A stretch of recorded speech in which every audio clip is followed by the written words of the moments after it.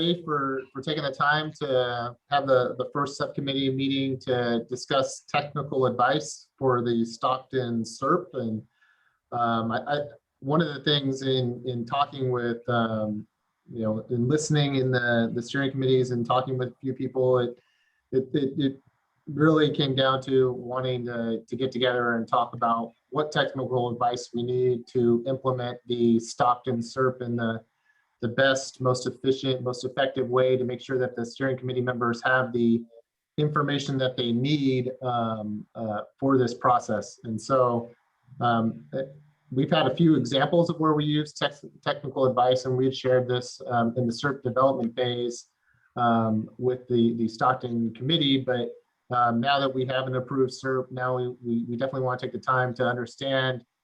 This has been a topic that many of you have voiced a desire for these conversations to happen. And so we want to take this time to sit down with all of you and listen to you and get your feedback, and at the same time kind of share what our thoughts are in working on this topic.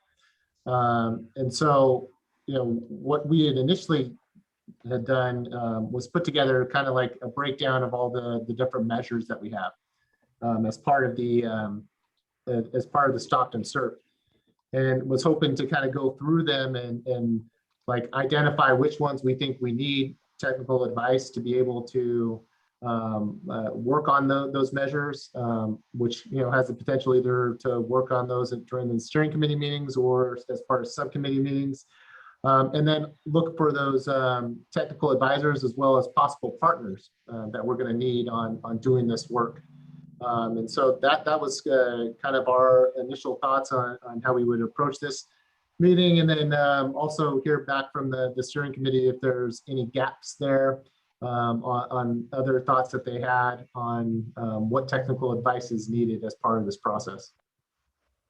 So and see if anybody has any thoughts on that.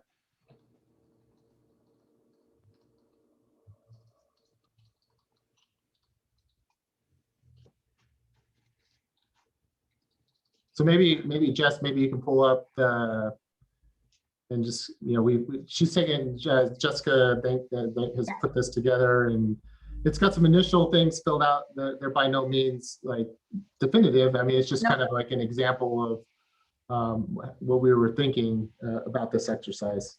Exactly. So what we did is, and really we started with the incentives, because I think the idea here is that we've heard a lot about the cost benefits. We've heard a lot about understanding really what we're getting out of replacement, sort of understanding the technical components that go into our estimations of what the reductions are going to be. So starting with the incentives measures, as Ryan mentioned, and this is more of just kind of a starting point, definitely not, not at all we want your feedback, but we kind of started these 3 columns, and the idea would be, as Ryan mentioned, it's perhaps,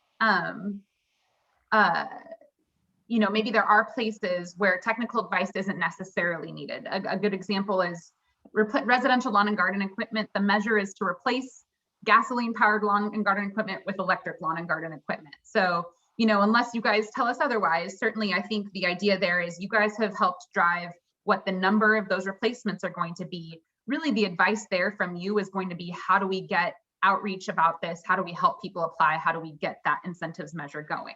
So that might be one where perhaps technical advice isn't needed.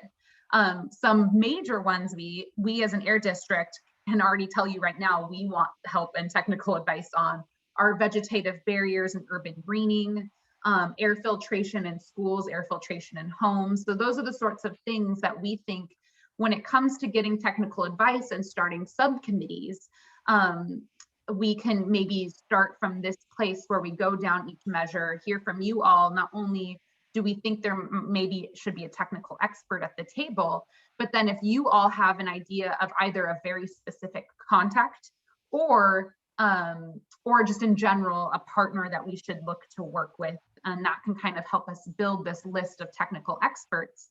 And then the next column being, if we have a subcommittee that's maybe perhaps, and this was something that we'll bring up to the committee as a whole in a couple of weeks, perhaps if we break down subcommittees into larger categories like trees, it maybe makes sense, as you can imagine, to have vegetative barriers and urban greening in one subcommittee.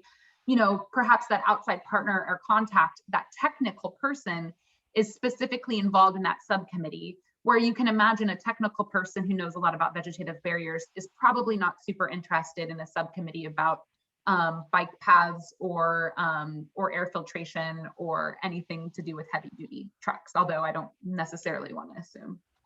So that's kind of where we started, and maybe it's kind of hard for me to share the screen and see, so maybe I'll rely on others to help kind of take comments and questions, but maybe we'll just start with, unless there's other direction from you all, going down this list and seeing sort of the check in the box in each of these, or if we have other sort of thoughts on moving this process forward. I do see Catherine Grupa-White's hand. Hi, Jessica, and thanks to Valley Air staff for putting some thought in this and getting the conversation started. I had to join a few minutes late, so I'm not sure if I missed anything, but just wanted to take a step back and also ask, what is a technical advisory group versus what is tapping specific technical experts to get advice? I guess in my mind, there's a difference between those two. And I think there is some benefit in defining what is the role of a technical advisory group, what would it involve, what would they do, before sorting out particular measures, but also open to what the group thinks. That's a great point. Sorry, I'm reading the chat as well. So I don't know, Ryan, if you have thoughts on in general, sort of about what we were thinking. I think what Ryan just mentioned, and maybe you weren't on for that, Catherine, was just in general, how the technical advisory, how we were thinking that a technical advisory group would work would be sort of on a broader, or on less broad than the entire SERP, but more broad than measure by measure. And so it would be more on the subcommittee level, having groups that work within those subcommittees that are specific to that technical piece of information. But Ryan, I'll let you. Yeah, so I you know, through this process, we've heard of various discussions about technical advisory groups, whether it was in Richmond for the air monitoring plan, or it was in South Coast for the emissions inventory development. I think if at the basis, and Catherine, I know you've been involved in, you know, outside of air pollution stuff, and or not outside of air pollution, but in maybe some other technical advisory groups. The ones that we've seen and that have been done are kind of like specific to certain categories of work in, you know, bringing people together. And, but at the same time, you know, we're open to, you know, hearing what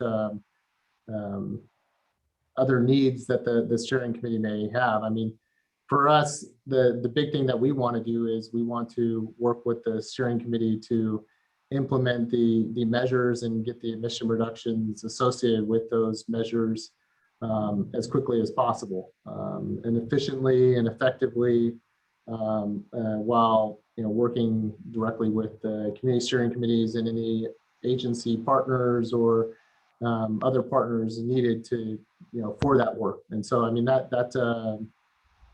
and we definitely do need technical advice on many of these measures to be able to do that. Thanks, Ryan. So I think I would just quickly add, I totally agree that not every single measure will need technical advice. I think my concern with just bringing in specific technical experts on specific measures is then that limits the capacity to see the measure and the overall plan and how those things are supposed to work together.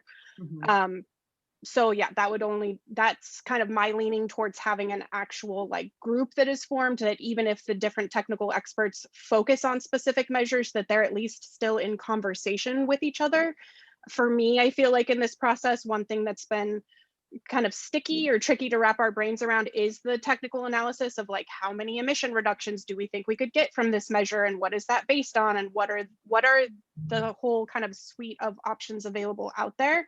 And yes, you could do that at the individual measure level, but I wouldn't want that to be at the expense of understanding how that piece also needs to be connected to these other measures. So with Yeah. that, I will leave it there.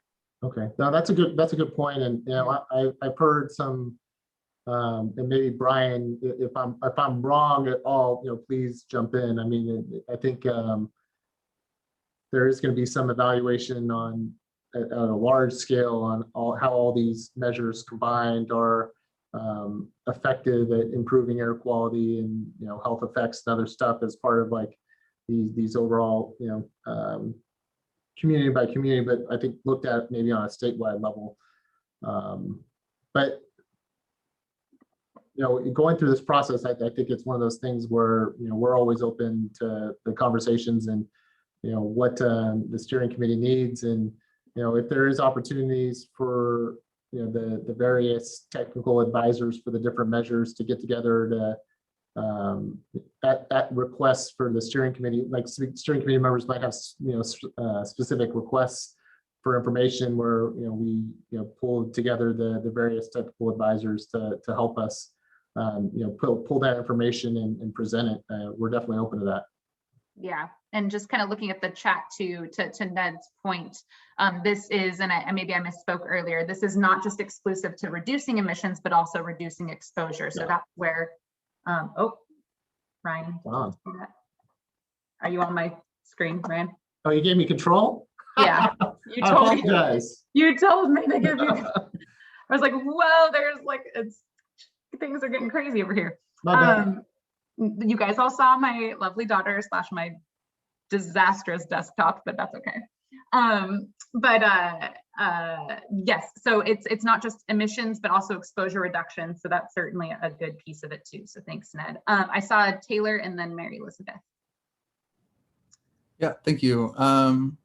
So totally agree that I think there should be like this central group that we can go to, that we can consistently have like high level analysis. I think it's a both and to Catherine's previous point, like having input on individual strategies is going to be really important, especially when we have like other implementation partners. Like we haven't really heard from like the city of Stockton, or we've heard a bit from like Housing Authority, but like I'm pretty unclear on like organizational readiness just from implementation partners alone. So I think that'll be important on a measured basis, and understanding like the efficacy of one measure versus another in terms of like emissions reductions or exposure reductions, and to Ned's point, like what the health effects of those are. But like, I think the way we could like really milk like our SERP is to understand like, you know, to have where we do a truck reroute study, for instance, might determine like where we want to put vegetative barriers, or where we want to put where we want to first install air filters in homes or in schools, or like where we want to put bike paths, right? I think these things can like plug into each other like quite in a very coordinated way, and like having a central like group of folks that we can like rely on to have like this landscape analysis of like how all this stuff functions together would be really a huge boon for the CSC. And I think like a big reason that I personally was a fan of having a tag in the first place. That's a good point, Taylor. So maybe that's another part of this process, is identifying which ones we think need to go together. Yes. So that was kind of that was sort of my thought with subcommittee groups, and maybe we even call it something different, but yeah, like kind of groupings of things that need to be discussed in conjunction with one another. But and I apologize for interrupting you, Taylor. Oh, good. No, and yeah, just the last thing I would say is like, I think some of this also might rely on how people prioritize strategy, right? Like what we focus on first, and when we start bringing in particular, if we bring in experts for particular measures, in addition to having like that kind of centralized group, right. I think that'll like rely on like, you know, how all these rankings kind of turn out based on, you know, those surveys that are due Friday. As a quick PSA to my fellow. Thank you. I was just going to say that. So thanks, Taylor. Mary Elizabeth. So on the vegetative barriers and the trees and urban greening, your outside partner, you need to have the city of Stockton. Yeah. The city of Stockton has been a thorn in efforts to improve greening of Stockton thus far. And then also, I totally agree with the truck reroute study. Whatever comes from that is going to, should be guiding. And I don't recall if it was phrased truck reroute study on the measures for the prioritization. Was that the case?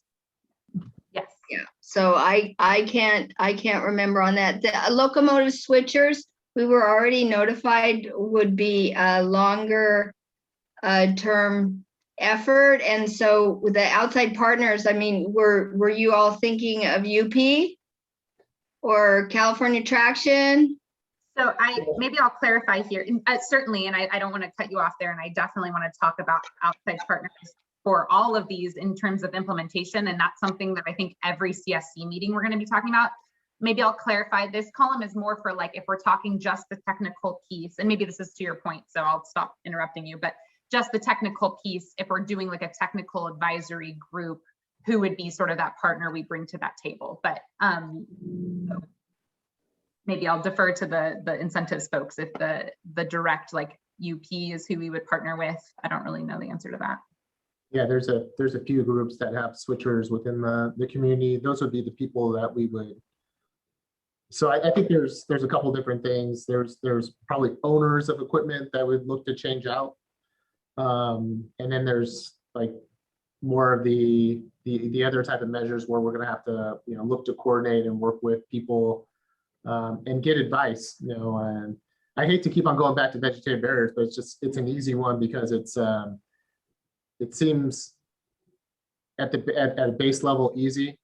But when you get into it, there's a ton of science that goes into it. And it gets to what Taylor was talking about, looking to pair this up with, some of the other measures. And it's surprising. Yeah, definitely the location of where you put in a vegetative barrier really determines its effectiveness. And, you have to take in a lot of different factors into where these projects have the best benefit. And so you do need to have someone that is very experienced, very knowledgeable in that. And then you need a partner. A lot of the expertise that is provided, they're not the groups that actually do the work. They provide the science, the engineering aspects, but it's usually another organization that actually does the coordinating and the actual work. And for example, in Fresno, it's Tree Fresno's been the one that's been working with us, and they partner with, for example, Sonoma Technology, which is a big consulting firm that does a lot of this type of work. And then similarly, we had Hythake gave a presentation. I know they do some of that research and then analysis as well. So I mean, there's different people that we could look at to bring into this discussion to help out in these efforts.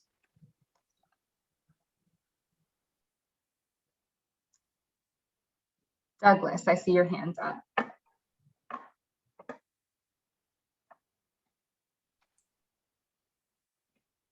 Yeah, I'm more concerned about the expert subcommittee group, because we already talked about it. It's been a year and a half regarding what already has been established in each of the areas that's already been where the boundaries at and everything's been already scattered.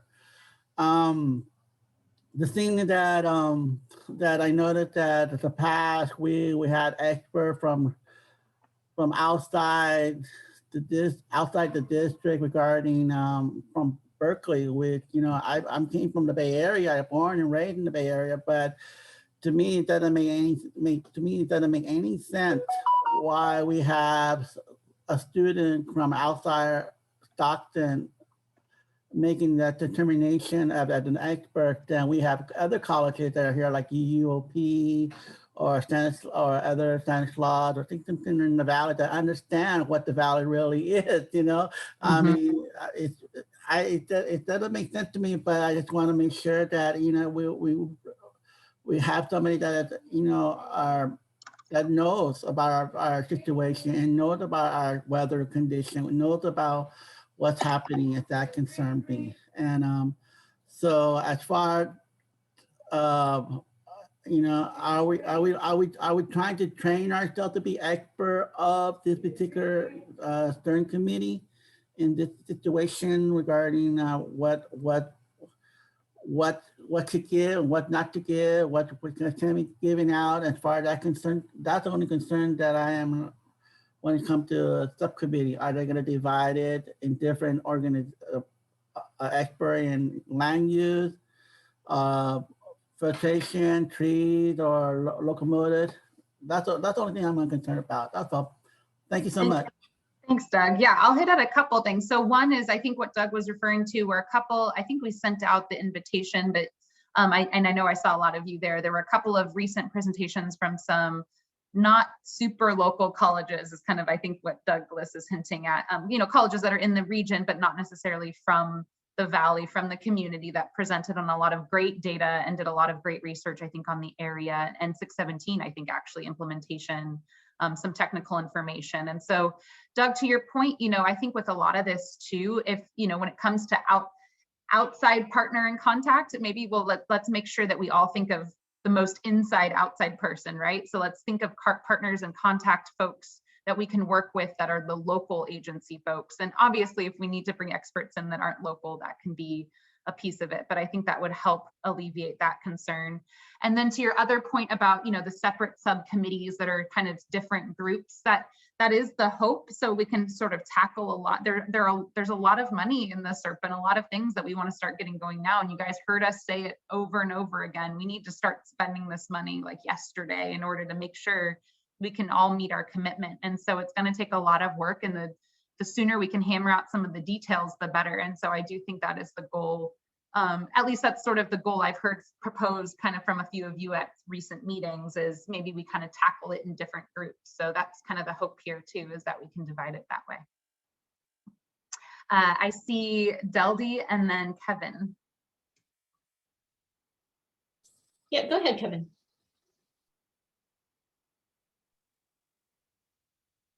Thanks, Deldy. I appreciate it. So I wanted to make a couple of comments after listening here. One specific to vegetative barriers. So I think getting an outside organization that has worked inside communities in the Valley and across California and is used to working in a way that brings the community into the conversation is critical. And there's two of those organizations in California, and the one I would recommend is California Relief. It's spelled just like it sounds, RE capital LEAF.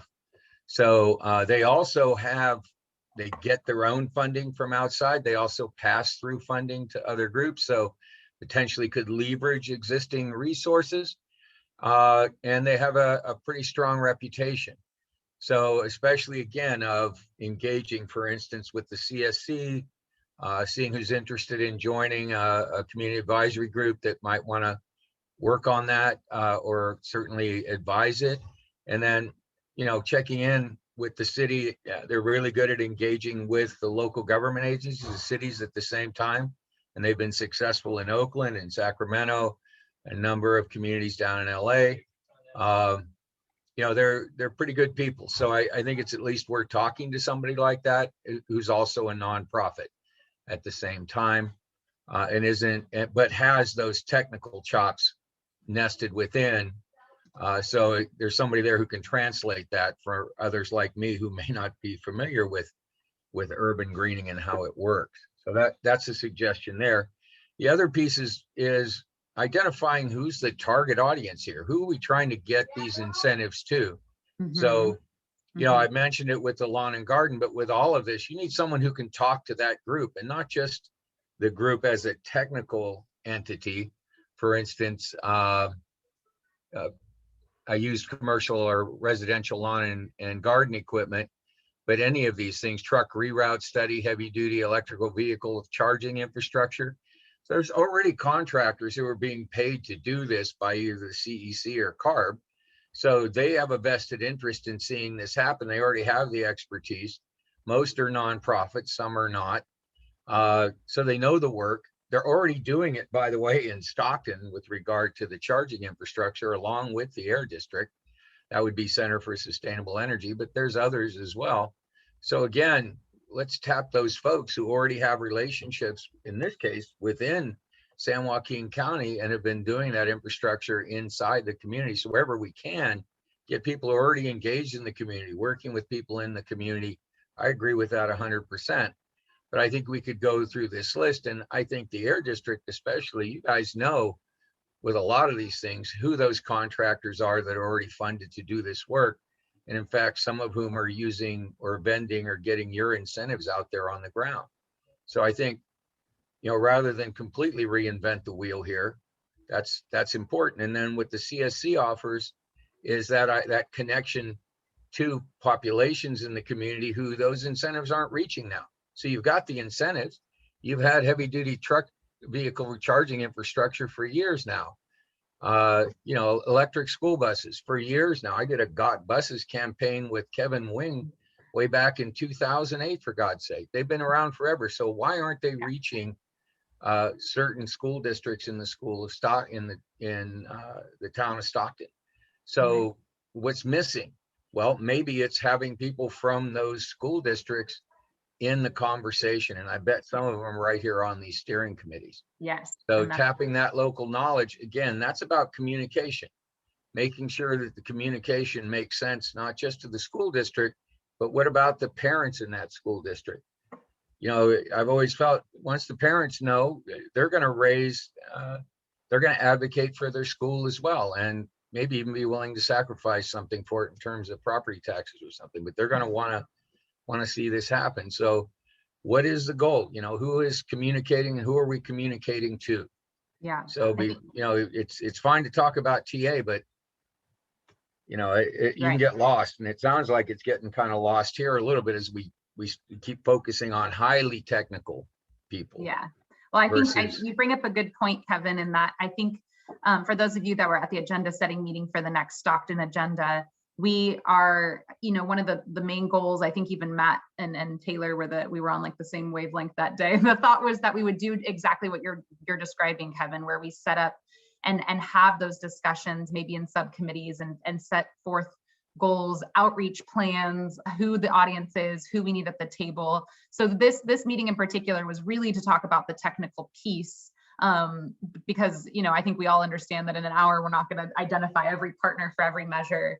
And then to your point, you're 100% right. The district does have our district typical contacts, of course, and we definitely don't want to reinvent the wheel, but thinking of specific ones where a contact we don't usually work with, maybe that's super local that we haven't engaged with, and especially if it's something, to your point, that we haven't worked on a lot, like air filtration in homes, we've never done. So those are the types of things we want to identify new partners for. I know Deldy also rose her hand, but then Matt rose his hand. Deldy, did you want to go, or do you want to let Matt go first? Go ahead, Matt. Thanks, Deldy. I'll be quick. Just on vegetative barriers and trees and urban greening, those are city right of way, sometimes Caltrans right of way. City has a TCC project that's perfectly aligned with this, with 2 hyper local partners that are implementing this. So that's Fathers and Families in Fuentes. They chair the committee and they can invoke Cal Relief and HIFU Design Labs as they see fit for technical assistance. But FFSJ and Fuentes are the folks leading that here locally, whether, you know, that horse has already left the barn. And then for the indoor air filtration, which I think is one of the coolest things out of this SERP, there's a regional asthma management program that's run through the Sierra Health Foundation, and they work with local folks to implement an asthma intervention program. And, you know, they can, you know, full disclosure, Little Manila Rising is one of their contractors. So is El Concilio. Yes, spelled that way, Taylor, I believe so. Oh, you corrected. You weren't asking. For the you know, the in-home air filtration, you know, CARB has its air cleaning certification program that can come in and advise that group. So I would highly recommend the ramp people for that. And then as for things like trains, you know, Of the switcher engines, I bet you Todd knows better who needs a new engine and what operates more in our study area or than anyone else. You know, I think we just want to make sure we're maximizing getting the oldest, dirtiest thing off that runs the most, and let Todd spend that money till it's gone. And maybe we don't meddle too much with every single detail. I do think e-vehicles and charging is one category. I think trucks are their own special beast, and maybe that's another separate category. That's all I have to share. Thank you.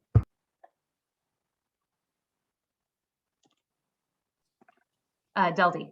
Yeah, so this has been super helpful conversation, and you know, I'm kind of stuck on something, and I just want to ask the group. And it's a little bit because of some of the comments in the chat about PM 2.5. And so I guess my question for the group is, are we all in agreement that PM 2.5 is a health hazard, that it's carcinogenic, and that it has incredibly dangerous impacts, especially to children? Because if we're not, I feel like maybe one of the things we need to revisit then is the scientific basis for that. And if that's the case, then you know, we certainly are happy at CARB to bring some experts to the table. Otherwise, I'm just concerned that, you know, some of these strategies as we go forward, if we're going to really try to focus on, you know, measuring actual reductions and then looking at some sort of change in health status, that's really huge and probably beyond what we need to be doing for some of these things. So just opening up that theme there.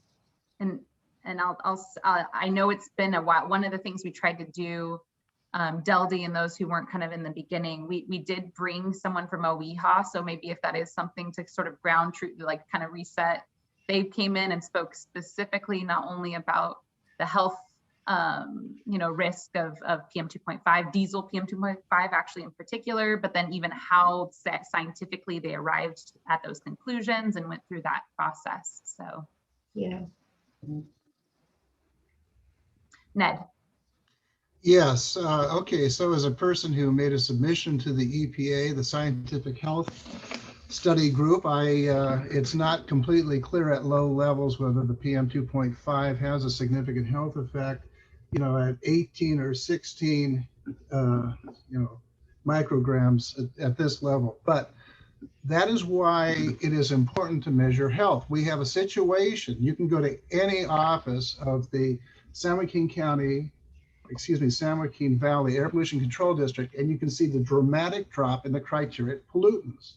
Dramatic, 90% stated over and over and over again over the last 30 or 40 years. And I asked for the studies that showed the drop in mortality and morbidity with a significant drop in the criterion pollutants, and they could not come up with them. But what we do have is we have a significant increase in childhood asthma. That's a confounding, I mean, this is a real problem in Boggs Tract in Stockton. So I think we should focus on those pollutants that are most likely and those exposures that are most likely associated with childhood asthma. So no, I really am irritated that there is a pushback against measuring basic health effects and basic exposure. It's just like with the vegetative barriers. The promise of the vegetative barriers out at Washington School is on one side, you're going to have a high exposure of PM 2.5 and other pollutants.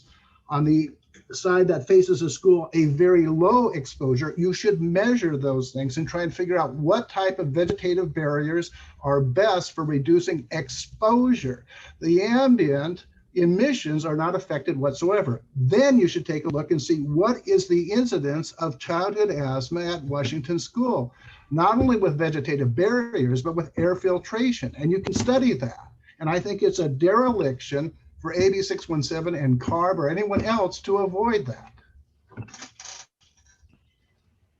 Well, I think we have some work to do then, at least with the group as a whole. Tracking health changes over time is a significant investment. And I think we can, just from a common sense perspective, look at some of these strategies that are in play in the SERP and think about where, for example, are people most directly exposed, right? In the home, in a school bus, on a playground, and consider the existing science that really justifies why it's important, why certain strategies are actually helpful and more effective in reducing exposure and emissions.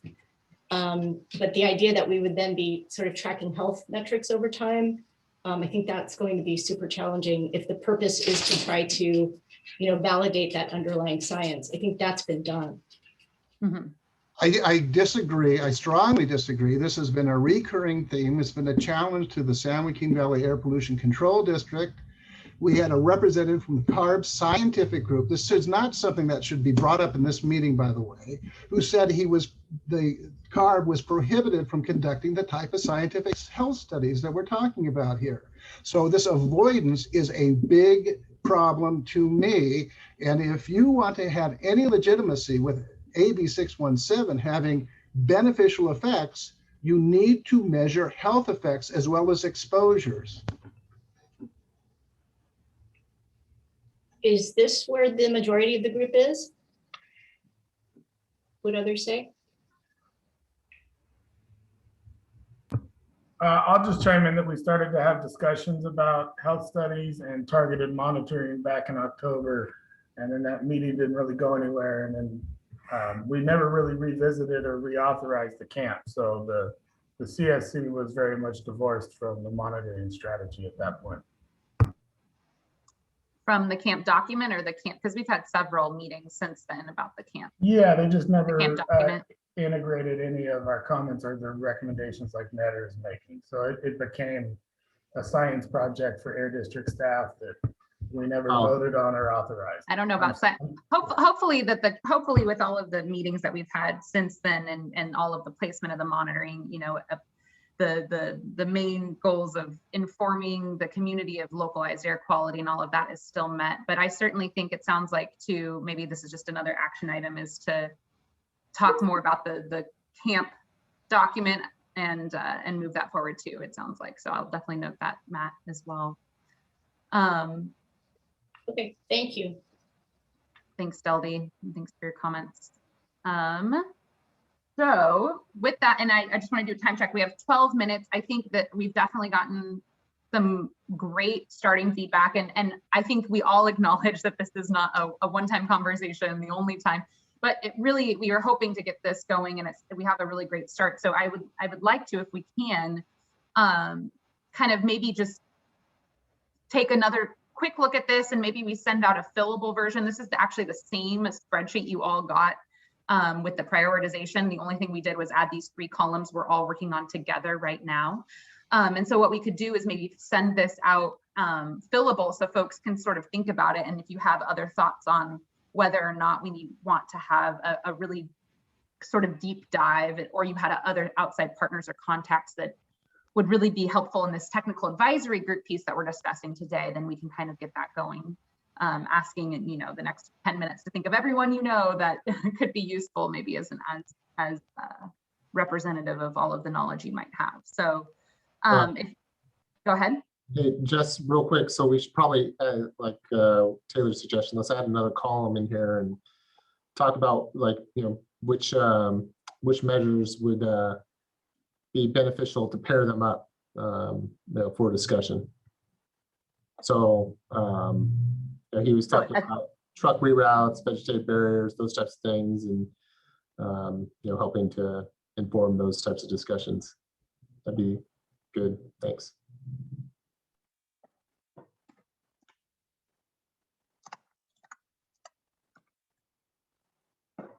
So this is separate than like a subcommittee group that deals with the same measures. This would be sort of just making sure we're touching base with like some that maybe have a nexus with one another.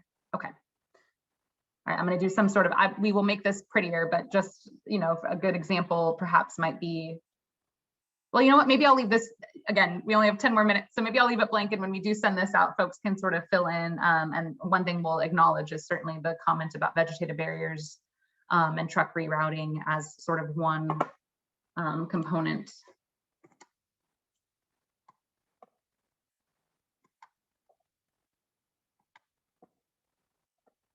So there's some good things sort of being done in the chat, linking to other health studies that have been done. I'm just making sure I'm seeing all of the things in the chat. Ned, is your hand still up? Sorry, I didn't want to ignore you. I didn't know if it was up from before. Okay. Matt's hand is up. I was just gonna ask, maybe there's a way to like group things that we're going out to people with, like the lawn and garden stuff, and the tune in, tune up. And I mean, you guys do a lot of that stuff in-house already. I don't think we need to like to rehash that. create another we were thinking, subcommittee like to be it's honest, the French Revolution. Yeah. I was almost thinking the same thing, and it would be sort of like almost like a gray out of like, you know, I don't want to say none, or but maybe at this point it doesn't need its own, you know, it's sort of. I would encourage you to like, you facilitate that one, but like the vegetative barrier stuff, like you guys don't do that. So that needs to be handed over to city folks to facilitate with city partners. And we need CSC representation on each sort of model. And I mean, similarly, like with Todd and the trains, like I don't know, there's only so many switchers, like we just buy the old one. Well, and you know, and similarly, I will say with residential lawn and garden was my kind of my initial example of you know, it's gas equipment and electric equipment. There's not really a lot to hash out there, but we definitely want feedback, and we will constantly, and that's maybe what, you know, in the future, that's going to be perhaps that's a half-hour item on the CSC meeting is like, you guys help, this is our thought, this is our outreach plan, give us some feedback. That's sort of the concept for these types of things. So I appreciate that. We'll make sure to label, but I don't want to assume, so we definitely won't label anything unless you guys kind of have that thought process. Taylor, I'll go to you. Well, first of all, two things. The first thing is, I think to some degree we might need to have, I don't want to do a whole chicken or the egg thing, but like we might need technical advice to understand like how things pair well together. Like maybe a city planner might have a better idea of like how these things fit together, if like from a high level landscape strategic way. The other piece is, can we hear from other technical advisory groups? Like I know that the technical advice is in the AB 617 blueprint, and it's like a part of this legislation. Surely other cities have, or other communities, excuse me, have experience with this, and like I would love to hear from other communities if that's possible. At the moment, it strikes me as unusual if we are just kind of doing this measure by measure, not that there is a defined tag, but I don't know, because I haven't like heard from other communities. Is that something we can do in this group? So, I mean, the ones that I'm familiar with and that I'm aware of are the one that was done in South Coast, and then I know Matt's talked several times about the technical advisory group that was put together for the Richmond air monitoring, and so we could.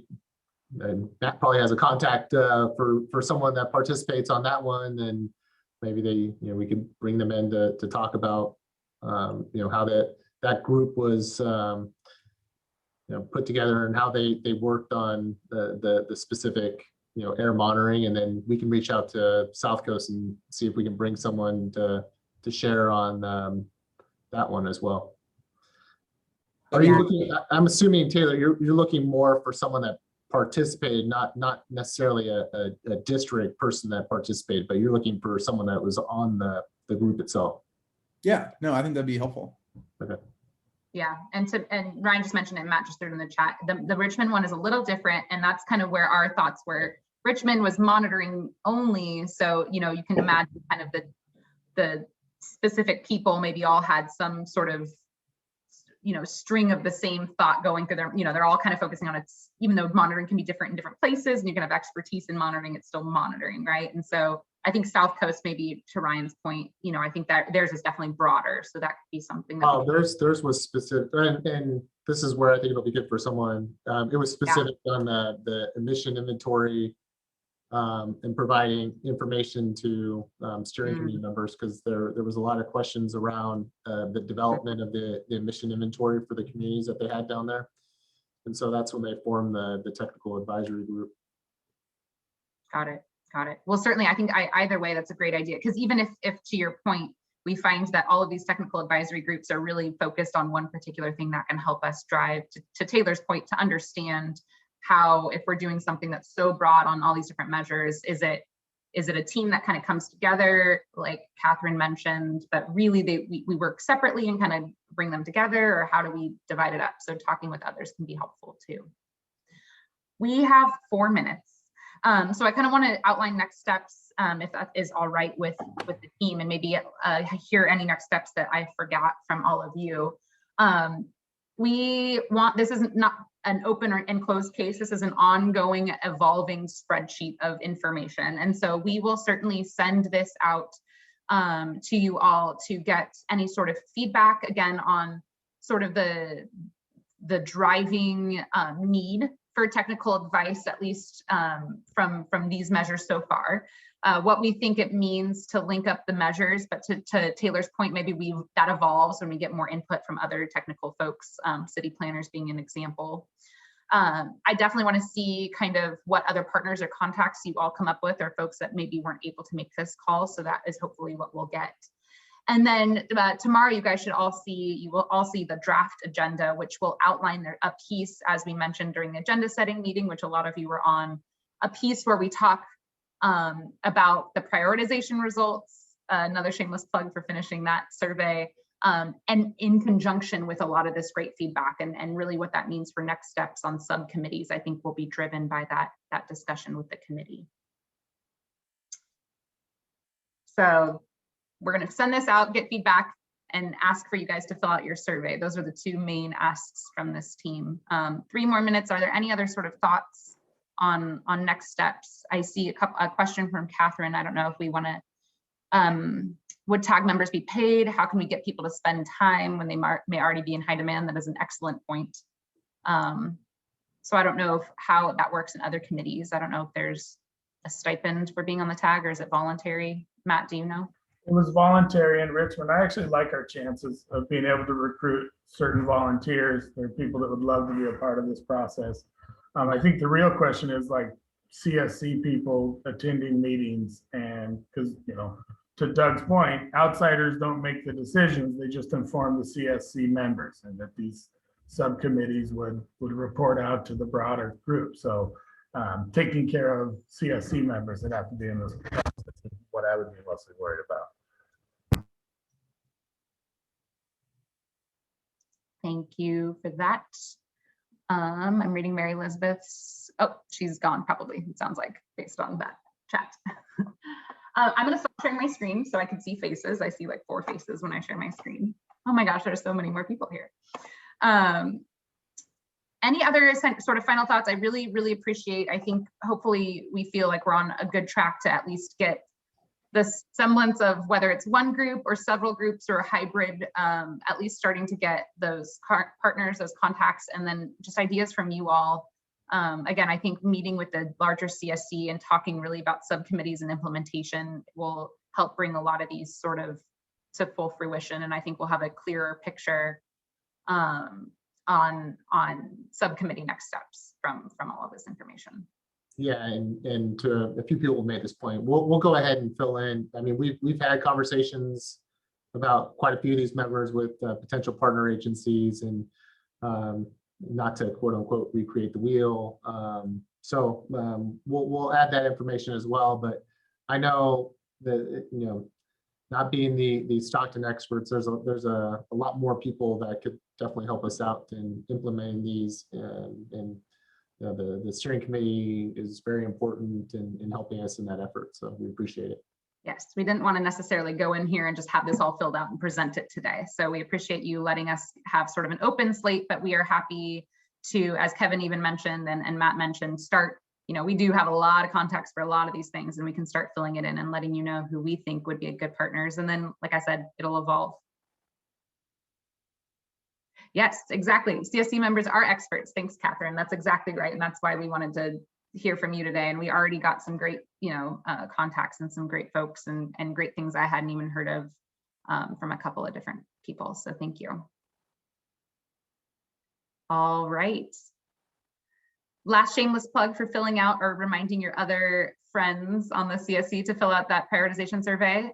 It's been really interesting so far, and I think you all are really interested to see the results, it sounds like. So survey equals done. Yay, Catherine. Congrats. Good job. Have a good night. Take care.